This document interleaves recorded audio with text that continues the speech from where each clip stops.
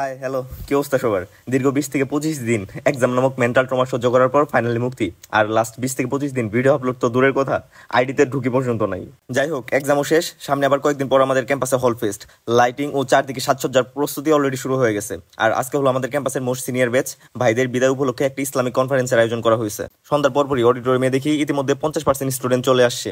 পাঞ্জাবি পরে গেলেও মাথায় ছিল ফাঁকা, টুপি নাই। তারপর ডান থেকে বাম 180 ডিগ্রি ঘুরে দেখলাম কারো মাথায় টুপি নাই।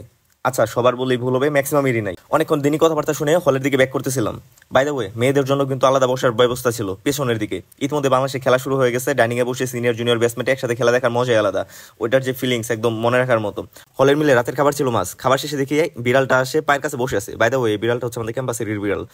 মাছের লেজ ও কাটা খেতে দিলাম। ইন্টারেস্টিং বিষয় হচ্ছে, এই বিড়ালটা কখনোই ডাইনিং টেবিলের উপরে, প্লেটে বা টেবিলে বা ব্রেঞ্চের কখনোই মুখ দেয় না। টেবিলের নিচে চুপচাপ বসে থাকে, কেউ খাবার দিলে সেটা খায়। বাংলাদেশের খেলা আর খাওয়া দাওয়া শেষ করে বাইরে বের হয়ে দেখি ক্যাম্পাসের চারদিকে অলরেডি লাইটিং, কারণ কয়েকদিন পরে হল ফেস্ট। বিশাল আয়োজন, অনেক হইচই, নানান মেমোরি। নেক্সট ভিডিও থাকবে হল ফেস্ট নিয়ে। তো পেজে প্রথম হয়ে থাকলে ফলো দিস পেজ, এন্ড ইউটিউবে দেখে থাকলে সাবস্ক্রাইব দিস চ্যানেল। দেখা হচ্ছে নেক্সট ভিডিওতে। বাই।